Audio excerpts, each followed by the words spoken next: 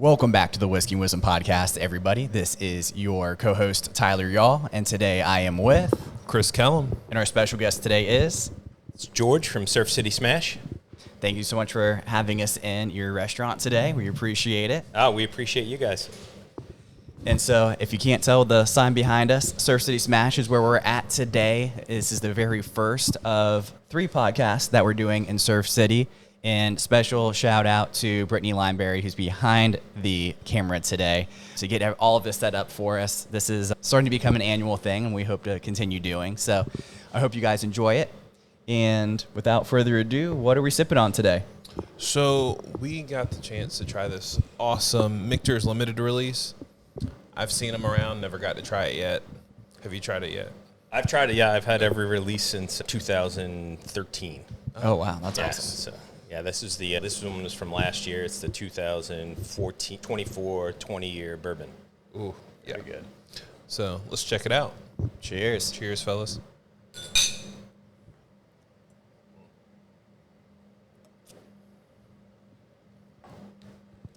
That is smooth.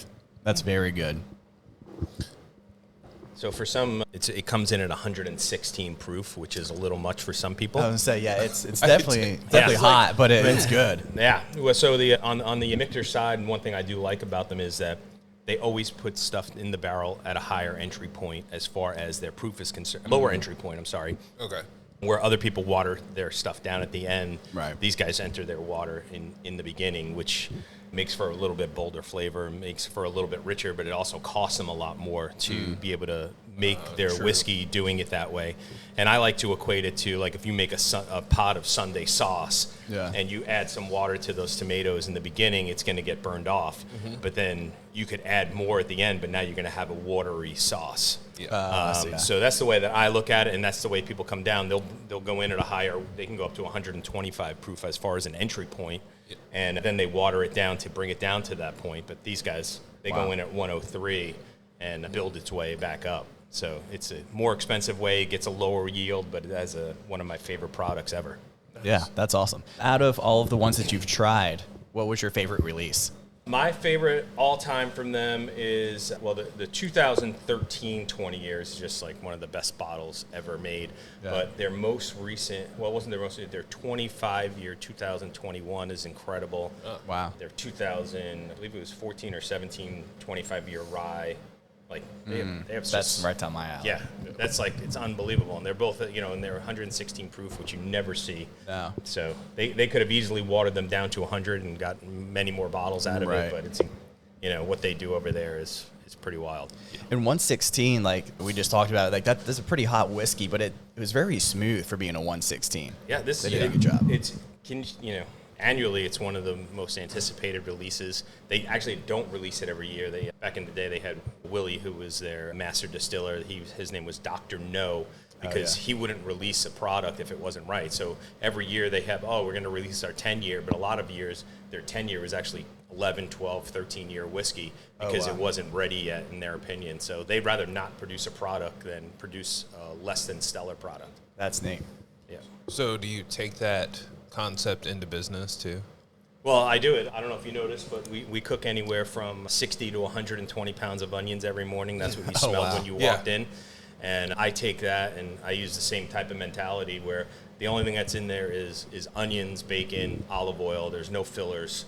It's all reduced time. The joke is it's bacon, onions, and thyme. And my niece says to me, I never see you put thyme into it, but she thought it was THYME, but it's TIME. So we'll cook the thing. It says 3 hours, but we cook it for 10 hours usually, from 7 or 8 a.m. to like 5 or 6 p.m. every single day. And now we actually have a guy who cooks it overnight. So we have an overnight onion maker. That's amazing. To produce, just because we've been so busy, thankfully. So that's a great problem to have then. Oh, yeah, without a doubt. Brittany was telling us about this place. One, unfortunately, because we don't live all the way up here, I don't visit it. But when she talks about food, it's good. Oh, yeah. I always say trust the people that are fittest because they're the stingiest with what they put in their body. That is true. Yeah. That is true. I already jumped ahead because I smelled food and I got really interested. But tell us how we got where we're at today. I know you're not from Wilmington. Surf City I am area. Not a Surf City. We'll be here 4 years this summer. I actually have a buddy, Ben Fowler, who is a whiskey friend through Instagram over the years. And I had never met him in person, and he kept posting videos of his dad, who lives on the beach in Atlantic Beach, North Carolina. And I said, that's where I want to live. And I took a look and went over there, and we almost bought a house in Atlantic Beach. And then someone said, check out Topsail Island, that they're building it up and expanding. And, it's becoming more for people that are living here full time as opposed to having more renters in the area. Yep. And we both came down here and we fell in love instantly.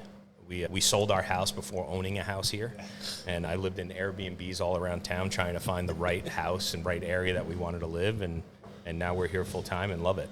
Yeah. Where'd you come from originally? I lived in Brooklyn, New York for 30 years. Okay. And then we lived in Westchester County, which was about 20 miles outside of Manhattan for about 16 years, and then the last 4 years here. Okay. That's upstate. Yeah. Upstate. Well, are you from upstate? It's a running joke. From our second podcast on, we talk about people being in upstate New York. Yeah. Got it. Well, and I joke about that also because my friends that I grew up with thought I was upstate, being 15 miles out. My wife is from Watertown, New York, which is the most upstate you could pretty much be without falling in the waters of Canada. So, yes. Yeah. But that was the running joke because he is similarly from New York. I think he grew up in Long Island, just over Long Island, Brooklyn, moving towards the city. And I always ask that question. I'm like, what is your definition of upstate? Yeah, and upstate is far. Right. Yeah. When the temperature drops 10 degrees, you're upstate. Ooh. The way that his name was Thaddeus, who was talking about it, and he was like, if you go out far enough and you see cows, you're just in Pennsylvania for as far as I'm concerned. I love that. So when you came down here, did you have the dream to start Surf City Smash? I did not. I was a full-service financial consultant for 30 years. I owned my own firm for 23 years. Okay. What happened was I was in a burger club that we rated and reviewed burgers all around Manhattan and Long Island. So when I was kind of the whiskey guy. So I was more on the whiskey end than the burger side. But I had made a burger at home, and I was doing I was on anything from Fox Business to NBC News. My clients would call me and say, hey, why are you on my TV in a New York City cab right now eating burgers? And they were just so confused by it. It was kind of like my alter ego. But it became a part of my life. So I had some followers on Instagram, and people would comment oh, I want to eat your burger that you make at home. So the burger that we serve here is the one that I made at home. Oh, and nice. People would contact me and be like, they would Google search, because I would call it Cafe Tape, as a joke after my last name. And people would do Google searches and try to find my house, which they're looking on the geotag, which was funny. So we basically started teaming up with different breweries and charities. So this burger, I would go out and I would say, hey, you want to try this burger? It's $100 for a ticket. You get unlimited burgers, unlimited drinks at a brewery, but all the money's going to go to a charity of our choice. We teamed up with a company with Social Teas, which was a New York-based animal shelter, and they would save all different types of animals, not just dogs. Then we did New York City Bully Crew, which was pit bulls. Right. And we would raise anywhere from $7,000 to $10,000 every single event we would do. It would That's just incredible. It was unbelievable, and it would just be a bunch of guys that like burgers. And I'd be cooking, and we'd be drinking. Michter's would always bring us bottles. Blackstone was they were incredible partners, so to speak, because they would send a griddle to every location that we were doing. No way. Yeah, and I would build it, and I would season it, and then I would have a Blackstone griddle. They'd come to my house and taken some videos, which is pretty cool. Yeah. But Blackstone was such a big proponent of they loved what we were doing for the charities. And then our biggest one we did was I would cook for the Holy Apostle Soup Kitchen every quarter in Manhattan, and I would serve up to 1,600 people a day. Wow. And then we had some events that we did that we would partake with those guys that raised over $100,000 for the soup kitchen. Jeez. There's the second largest soup kitchen in the U.S., and it was just unbelievable. Dang. So I gave away this burger about 10,000 times before we actually opened this place. Oh, wow. That's amazing. Really got dialed in then. Yeah, you get to learn awesome. how to figure it out. We actually gave away 1,000 burgers in town before, we got delayed opening last summer. So during the summer of last year, I gave away 1,000 burgers. Wow. Just walking, where the police department needs 15 burgers, the next local business, how many do you want for lunch tomorrow? Right. So I was just cooking from my Blackstone at home and just handing them out. That's awesome. That's probably the best marketing you could possibly do. Yeah, That's awesome. and they also know if they hate it right off the bat, they never have to go, but they don't have to try. But we've been so welcomed by this community. It's been incredible. We never had a winter. We opened in September, and winter never happened here. Wow. Yeah. That's awesome. It's been unbelievable. That Very is cool. something that I've noticed too, is the good businesses here don't have a winter. Like if you don't have a good product or you don't have good social skills and marketing, like you're super big fall off. But all the people that we've interviewed and all the places I've tried here have all been steady all year long, which is great to hear. And one of my wife's biggest complaints about living here is like every place that we eat will shut off like their online ordering when the tourists come in. So I promised her that I will not shut off online ordering, no matter how, we're ready. We're ready. We've had a bunch of days where we've done over 1,000 burgers. I brought in a Philly cheesesteak that that we've been making for, I've been making it forever, but it was something where I was just family meal for us here, and now it's become a staple. Where so you think it's like close to like a Pat or Gino's, or is it something a little bit off of that? Pat and Gino's, I feel like that's, God bless them. They do an amazing business, but that's not my type of cheesesteak. Yeah, Fair they do. enough, They do. Okay. That's more of a tourist one. Go ahead, you can have your green peppers and your little dry pieces of meat at the end. That's not my thing. I love Angelo's Pizza. Angelo's Pizza is that's the one Philly cheesesteak that everyone should hope they could become. They bake their own bread, they shave their own beef. Like, they're unbelievable what they do. Yeah. And now they have Bradley Cooper. Oh, that's right. I do remember that. I do remember that. So you guys, for those who don't know, this place has an amazing menu, and it's all very cut, dry, to the point. Did you do that on purpose, or are you just going to slowly expand? It was a little bit of both. One was size-wise. We're probably the smallest restaurant in this town. We're only 1,200 square foot. I don't have a walk-in refrigerator. Oh. We were continuously, and then after Labor Day in this small town, they only deliver food to you Monday, Wednesday, Fridays. So, because they consider it the off-season. Yeah. And so I was, come Tuesday, I'm running out of stuff by the end of the day. So we would have to come back and say, all right, we've run out of food today, and post a sign, and just because we couldn't keep up with refrigeration-wise. Yeah. And, but what's nice, starting now in this month, they deliver 6 days a week, for the busy season considered for everybody else. But as far as the small menu, we're using a grass-fed, grass-finished beef, which I can bet very good, yeah. Not more within 25-mile radius, you're not finding someone else that's doing. You might find some grass-fed, but it's not grass-finished. And I know how expensive our product is, and it's similar to like the Michter's model. I wanted to put out the best product, try to make it reasonable. Our cheapest burger is $7.50. Our most expensive burger is $14. Oh, wow. There's people that order off of DoorDash, and then they say, "Oh my God, your prices are so expensive." I said, "Please just order online." On the you website. can, Good point, you can buy 5 burgers for under $40. It's DoorDash just the pricing is insanity. Gosh. Yeah. Yep. But like they're the number one people. I see that people order online off of.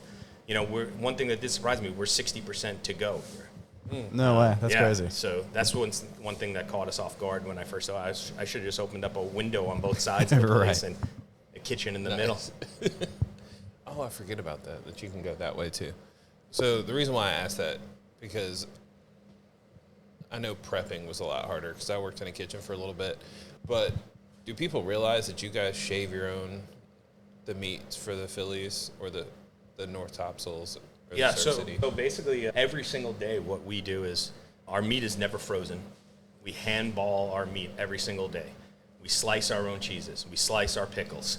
And obviously, and then we make our own onions that, are taking us 10 hours. But Dawn is here, and then we have 2 other prep people that help us with that. But Dawn is here every morning by 6:30, and she is slicing 120 pounds of onions by hand. And, we're cranking out way more food from this tiny spot than we should be. Yeah. And to have a tight menu has helped. Like, I would love to have like a chicken parm sandwich, and like I have all these people that complain that we don't have lettuce and tomato and raw onion. I just don't have the capacity to do, and I tell people, I'm like, if you have something that you want on a burger, bring it in. I have the family that owns the Caldwells that are awesome people that they own the Burrito Shack in town. Yeah. They bring their own cheese. They have dietary restrictions. They bring a vegan cheese, or non-dairy cheese that they wanted to use. and I make their burgers for them all the time. I have 2 different families next door that they always go to Salt Marsh Market next door. Oh, yeah. They pick up their own sourdough, they bring it in, I slice it for them, I grill it, and I put the burgers on the sourdough for them. I'll do whatever you want. That's I'm just awesome. not going to carry everything. Right. I'm like, you kind of don't have the space for sure. Yeah. Yeah, we don't. I'll show you guys around later. It's like you're going to look and be like, oh my gosh, you have to get on a ladder to get a sticker sometimes. Right. Yeah, So you have, I guess, are you looking to expand sometime soon then, since you realized the capacity issue, or are you just really like kind of where you're at right now? without a doubt. Yeah, I'm looking to, I'm hoping to have 5 to 7 of these along the coast. Oh, sick, yeah. Just because I do want everyone to be able to try something that I find this to be a unique burger that, you can't get anywhere else. Yeah. Looking forward to try the first one here soon, too. Oh, yeah, we open at 11. Yep. I'm We're so a few excited. minutes away. In general, looking at all the stuff that you've come up with for your menu. Sorry. I'm a guy who thinks with my stomach, as you can tell by my physique. Where'd you come up with these names for like everything? Because I see like most of it's location-wise, but some of it's like people's names. It looks Oh, like. yeah. My wife, even though she came up with the slogan, "Best buns on the beach," does not eat the bun. So we serve our signature Surf City Smashburger that has our 3-hour caramelized onion bacon jam, our surfer sauce on it, our house sliced pickles, and it's just exactly the same way I've made it for her at home for 10 years. No bun, tons of pickles, and right on a plate. So that's the Sarah. The Riley is named after my yellow lab. She turned 11 on Christmas Eve. And that is just a plain, I see people do all these pup cups around town, so I wanted to do like a dog plate.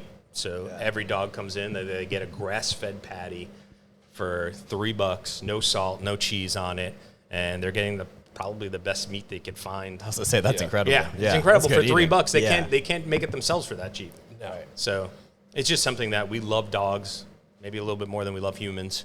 And so this is like, and I like to say in this community, like this town is so dog welcoming that if you don't have a dog, people look at you a little bit funny. Like, oh, did you used to have a dog? They'll ask you, kind of thing. Yeah, like you plan on getting a dog, but this is the most dog-friendly beach I've ever been to. And that was a big difference for us from living here and then living like at a Wrightsville that doesn't allow dogs year-round. Right. Which is so lame. Yeah. So looking at the menu, what's the number one thing that you get on there? My favorite thing is the single Surf City Smashburger. Okay. I could eat a double. I just prefer the single because I could put just as much of the onions and sauce on a single that I can on a double. Right. And I want to have, I'd rather eat 2 singles than 1 double. That's just my preference. And then the Surf Philly, our Surf Philly, I bring in the bread, I bring in the meat from Philly. It's our our caramelized onion bacon jam, and then I use a Cooper's cheese, which is a sharp cheese that we bring and slice ourselves every morning, and we put 4 ounces of cheese on our cheesesteak. It's like the cheesiest cheesesteak in town. I like to say if I can't throw it against the wall and have it stick, I don't want it.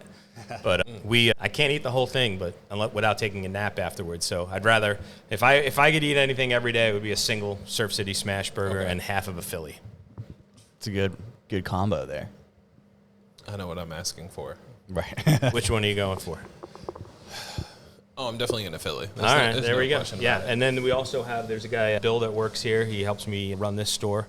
Since day one, has been a great ally, friend. I play softball with his wife. That's how I know him. And another unique thing, so we have a Mr. Bill's Patty Melt that's named after him. That's our grass-fed cheeseburger on a grilled cheese.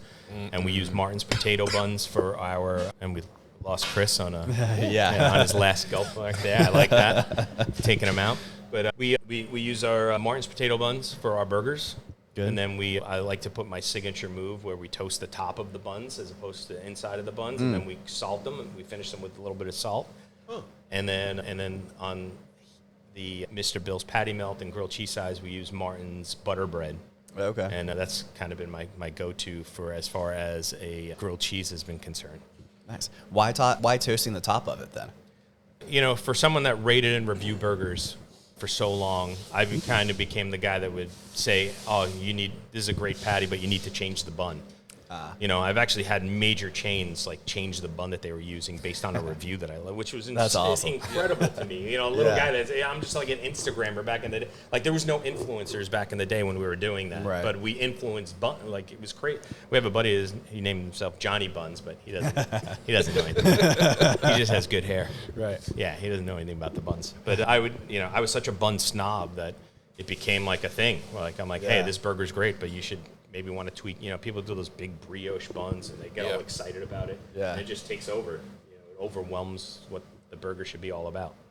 So you probably influenced Dave Portnoy to do the one bite pizza test. Well, you know, in my I love the one bite, but Dave did steal one of my. So my Instagram was Booze and Burgers, AND. Yeah. So he started a show on Booze and Burgers with an N, and he did it with Glenny Balls, who you know, who has since left them. And I've met Glenny in public, and I was like, dude, you just basically robbed my name. And I did a post with a picture of him and I am like the original, and then the imposter. You know, he didn't. That's awesome. Yeah. And I put it. I'm like, yeah, dude, you're the imposter trying to be me. But, yeah, Glenny didn't do well. He doesn't know, which is funny. He doesn't know anything about food. Right. Doesn't know anything about food. Doesn't know anything about. He's like, I'm gonna drink this brown liquid. That was kind of like his review. Yeah. He didn't know what he was doing, but seemed like a nice guy. Right. It's always better to have the original, anyways. Oh yeah. Sorry, I'm just thinking about all the fun things. Go ahead. Financial industry. Mm-hmm. What have you learned about finance as you come into the restaurant industry more? Yeah, so, you know, my only concern is the bottom line. You know, I want to put out the best product, but also you need to make it worth your while. But the thing I love the most here is that we now employ 43 people in this town in this little spot. And that's impressive. We have, you know, I have 16-year-olds that are making, you know, the one that just walked in, that they're making over $20 an hour, and they're loving life, and you know, we are. I think I have the highest payroll in the whole town. At any given time, we have 12 people that are working here for this little tiny spot, because I didn't realize I would need a bag person, someone to just wrap burgers and wrap Phillies and then put them in a bag. And, you know, so there's positions that became created after we started working. Yeah. You know, like I'm like, then we'll just bring food out to people. But no, that's not the case. That's interesting. You know, and the other thing I love is that we have 4 groups of moms and daughters and dads and sons that work here. Oh, no way. Which is just like unbelievable just to have in a family. Really cool. Because I grew up in Coney Island on the boardwalk selling hot dogs. You know, I always say, you know, I used to stand there all day and yell out chicken, shrimp, French fries, hot buttered corn, all beef franks, cotton candy all day long to people walking by. And I worked there. It was my uncle's store. And my dad worked there, my sisters worked there, my brother worked there. So I know, like, working with family, how crazy it can be. And, like, you know, everyone's just poking the next bear kind of thing, walking by. And if a family member messes up, like, I don't have to say a word. Like, the parents jump all over them, like, give them a little, what do you think you're doing? So I don't have to say anything. It's a win-win right there. Yeah, win-win. So in your past career, you're working with a different Blackstone, and now you're working with the Blackstone Grills. That's true. Yeah, we went from Blackstone owning all the mutual funds and the Dodgers to to working with griddles. Not a bad change. That's it. So, one, I don't cook very often. You can ask my wife, but I do like some good food. Why do people? Is it just the best way to cook a smash burger is on a griddle versus an actual grill? I've always been curious about that. The number one thing is you can't really smash on a grill because it'll fall through. Okay. But the way that you could sear and render fat on a burger on a griddle is the most, you know, everyone says, oh, you know, I go to a steakhouse, I got this beautiful char on it.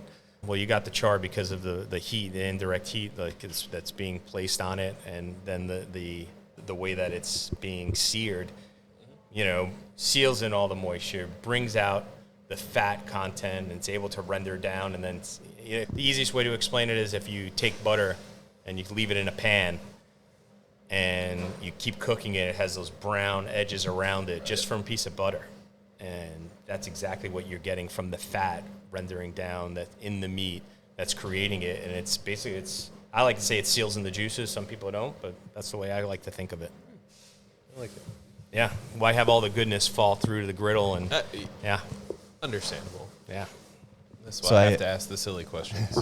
I guess the big question for a lot of our listeners, since they are mostly from Wilmington, when's the Surf City Smash coming down to Wilmington?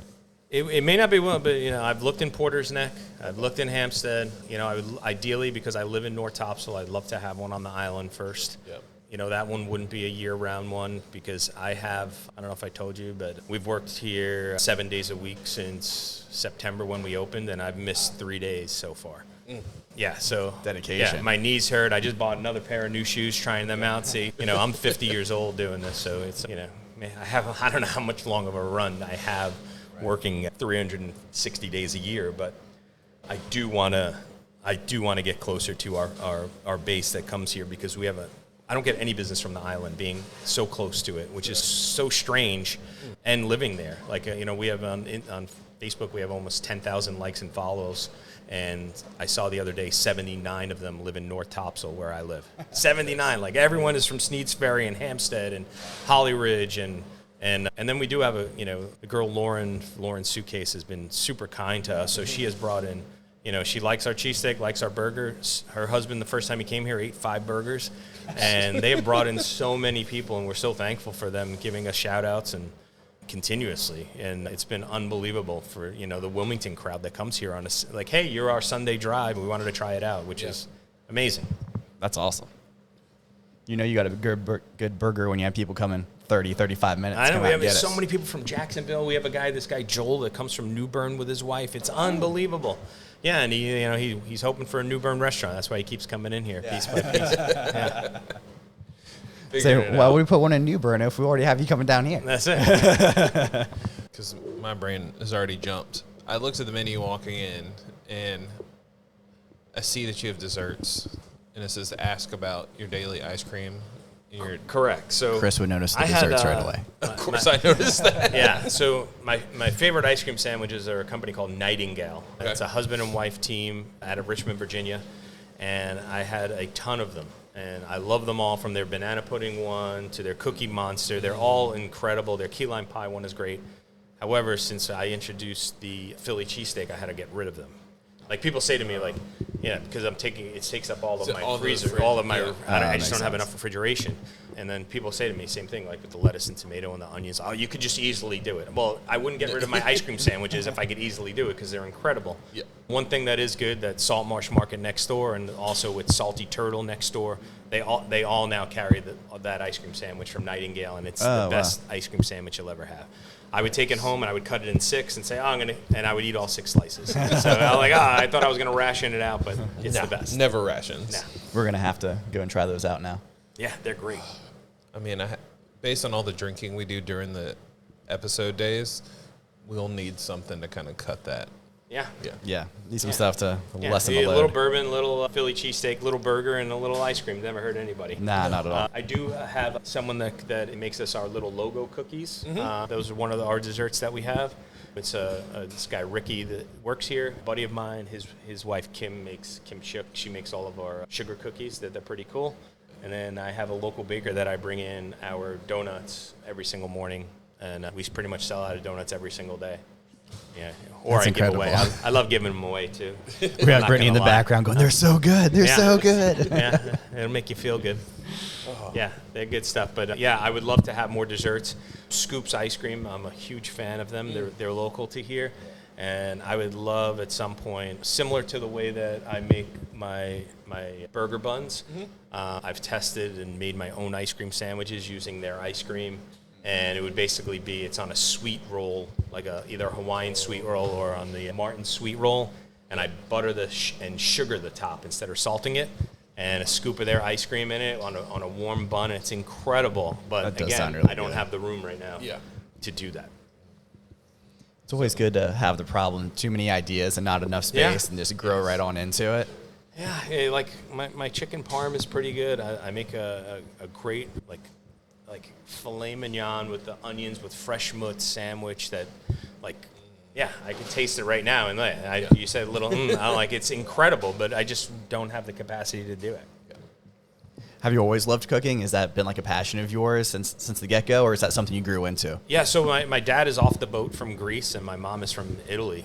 And so I had the best of both worlds. Just in your blood. Yeah, it was best of both. And I would tell my mom, like, hey, you have all the recipes, and then I perfect them. Even when I was a kid, she used to make a shrimp with feta and dill and rice, a dish, like for my dad, a Greek dish. And I switched it to orzo instead of rice, and I like the dish, and she even likes it Yeah, better. so that sounds pretty good. Yeah, so I was like, oh, see, look at that. And so we still make that. You know, my mom passed like 22 years ago, and we still make it every year for Christmas Eve, and that's like everyone's like kind of one of their go-to dishes that we do. And a lot of the moms that I grew up with in Brooklyn, New York, were just such great cooks that they all get a little shout out every Christmas Eve. I'll make their dish. So That's neat. Love that. That's always kind of part of the cooking stories that I hear when people become like chefs and just like really dive into it. There's always something personal behind it that kind of brings out the passion in them that makes them want to continue doing it further. yeah, I have a buddy, Freddie, that when I told him I was opening a restaurant, he said, oh my God, are you going to have your seared scallops? I'm like, something seared, but completely opposite. Yeah. Completely different. Yeah, he's having them at my house. He's like, those are the best scallops I've ever had. So I'm like, all right, I appreciate that. Oh my gosh. So we've talked about your past a little bit, and you've gone through kind of multiple phases of life with the financial industry, rating burgers all over, and then now having your own business. But my question is, what does success actually look like for you? It's kind of, so for someone like myself and my wife, we don't have any kids. Okay. So I kind of just, I just want to leave a mark somewhere, I guess. Financial world, one thing I liked about New York, you're never in the best shape. There's somebody always in better shape than you. Mm-hmm. Yeah, you always had somebody. You never will make the most money of any. Someone's you can do very well in New York and living like the low end of the rung kind of thing.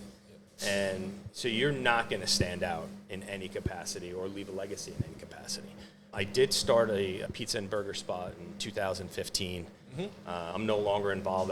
We were bought out in 2019, and now there's 24 locations, and I kind of find that to be cool. Oh, wow, and yeah. if I could do something like that with this, and pictures of my godson and my dog, and have them all around the states, it would be incredible to me. Yeah, that's neat. Yeah, so that's kind of what that's the goal. I would love to have the name go on. My niece drew the little logo guy on a napkin about a year and a half ago, and it really is a family run and friends run business. Yeah, that's neat. I love the logo too, so she did a great job. Yeah. Props. The original photo hand drawing one is lit up in the bathroom. Oh, Cool cool. that she way. made. Yeah, so That's it's right cool. next to actually Brittany's photo in the bathroom. Oh, there you go. I mean, it's not of Brittany. It's one that she's taken. Yeah, Right. yeah, Brittany. Yeah, that's correct. Yeah, Oh my gosh. that's funny. No, I keep seeing like videos from people who are like, they walk into a bathroom and it's just a bunch of people like making faces because they blew up the toilet. So it's like, oh, or, I've seen that. so that's what I was picturing. Oh, that is funny. Well, in the There you bathroom, go. there's Brittany took a photo, an awesome one at the Surf City Pier that we have in there that she had framed for us. The one with the logo for my niece, and then all of my dog's best friends from the beach. So Riley's that's best great. friends from the beach there's photos of them on the beach in the bathroom. Oh, that's pretty cool. Yeah. So after looking forward a little bit to take a look back, if you were to tell your younger self one thing, what would it be? My thing would have been to move to North Carolina 8 to 10 years sooner. Oh, yeah. And I will never, ever regret where I grew up. I loved it. I wouldn't want to grow up there. I wouldn't want to raise someone there now. Right. But once I moved here, I realized that there is a much easier way to live in a beautiful setting with great people. Oh, yeah. And, the wildest thing, and I tell people, and no one can believe it, the first year we lived here, our electric bill at our home, and our home was 200 square feet smaller where we lived for 17 years, Oh, yeah. was $8,000 less the first year. Oh, my God. And people don't believe it, and to the point where I thought I was stealing electric from my neighbor. Yeah. I'm like, Is this okay? Does this look right? But our electric bill, and everyone who lives in New York says, oh, well, that's how much electric costs. But apparently it doesn't cost that much. Oh, wow. Our electric bill was anywhere from $600 to $1,150 a month. Wow. Living in New York. And I tell people, when you're coming down here, don't look at the taxes. Don't look at your bottom line. Yep. Your bottom line is so much different and what you need to make to survive and live comfortably here than it is in that state. Yep. Absolutely. And that's why I saw a report yesterday. Everyone's still fleeing and continue to flee. Yep. People are listening to their friends, and some people like me, the friends and family haven't followed us. I'm like, if you want to live easier and awesome and like walk the beach in the morning and watch the sunrise, come on down. Yeah. Well, not all of you. But Yeah, so just my favorite people. yeah, just the good. I love it. I'm originally from Pennsylvania, it's the PA, and I came down too, and just like you said, like the taxes and everything else, it's just, you can live such a better life down here with just, I guess the other part too is it's so fast paced. The further up north you go, it seems like. And so coming down here it was an adjustment too, because I was used to like everything being done like right away. You don't necessarily get that down here, but you kind of get accustomed to that like way of life. That's like, hey, you know what? It might take an extra day. It's like, but you also get the extra day too. Yeah, so when we came down, we renovated our house, and it took 18 months of something I thought would be 3 months. Yep. And then when we opened this spot, it ended up taking 9 months. Oh, really? Just because it's different. Like, you know, we rented this space, and they're like, yeah, everything's fine. And like, there was no running water. Oh. So we had to get permits to rip up the backyard first, rip up the sidewalks in the back. And last June and July, what my plumber says is I was the only owner he's ever seen dig the trench with him. So we dug the trench from the back all the way to the soda machine. Wow. In the front, and it was hot. There was no air in here. Like, there was no air conditioning, no electric. It was awful. Jeez. So, yeah, we sweated out some pounds that day, he and I, but now here we are. Literally blood, sweat, and tears. In Oh, this yeah. place. Well, speaking of one thing, and, you know, I do get welled up a little bit. Is my dog being old, she would always sit under the Blackstone with me. And, you know, and she was smart to do so. Sometimes I would drop stuff on purpose, sometimes on accident. Right. You know, she's a yellow lab that sheds. And when we were building this spot, and before they put all the floorboards back in and the trim, I took all of her hair and I put it underneath the griddle, and then we put so she'll always be underneath that grill when I'm cooking in this location. Oh, that's cool. It'll always be like my favorite spot to be, you know, Right. and, you know, hopefully we have like 5 more years of her, but Right. Yeah. well, That's you know, sweet. Yeah, that's my baby girl. That's awesome. Because we are at the end. Can you give a shout out to whoever you want to, and let everyone know where to follow you guys on socials? Yeah, you know, one thing I would like to do is I'd love to give a shout out to all the families that have helped me here, that work here, you know, from Bill and Nikki that like put in their blood, sweat, and tears, and they bring the job home with them when they shouldn't be bringing the job home, and I know that they care so much. Dawn, that cares so much. Like, there's so many great people that work here that care about this business doing well. It's just unbelievable. I'd love to give a shout out also to like Salty Turtle. Oh, yeah. And Hidden Ships have my QR codes inside of their place, and we deliver right to them. Oh, that's They've fantastic. been a partner since day one. They said, we want you in here. You know, I want to thank them for doing that. You know, they didn't have to do that, and, you know, it's a great little partnership. You know, they don't ask me for anything. It's unbelievable what they've been able to do. And then my people next door at Salt Marsh have always supported us since day one. So you could find us on Instagram at Surf City Smash. Pretty much on every platform, we're Surf City Smash. We're not Smashburger, which everyone likes to call us, even though they do. We get about 6 people a week that come in that they ordered from the Raleigh Smashburger because they just talk into their phone, and they like, yeah, I talked to you on the phone. Well, we don't have a phone. There's no phone at this location, so if you made a phone call to put in an order, that wasn't to us. Yeah, we are Surf City Smash. We are located at 100 Charlie Medlin Drive in Triton Village, right next to Salty Turtle. And then you can find us, you know, drinking whiskey at Booze and Burgers on Instagram. That's my personal stuff. So, That's awesome. Yeah, so that's all I chug some 25-year Michters right out of the bottle. People find that interesting. Yeah. I would say so. Yeah. But yeah, thank you so much for bringing this too. It was incredible. I liked it a lot. And also I have to give a shout out to my wife who owns this place. Otherwise she would kill me. So that's the Sarah. Come on in and get the Sarah, you know, eat a burger without a bun. That's perfect. I love it. Thank you so much. I appreciate it. Thank you guys. I appreciate you. Yeah. And thanks for Brittany for setting this up. Yeah, absolutely. Thanks, Britt. Cheers. All right, you guys. We'll catch you in the next one. Cheers. Thank you. I appreciate it. Yeah.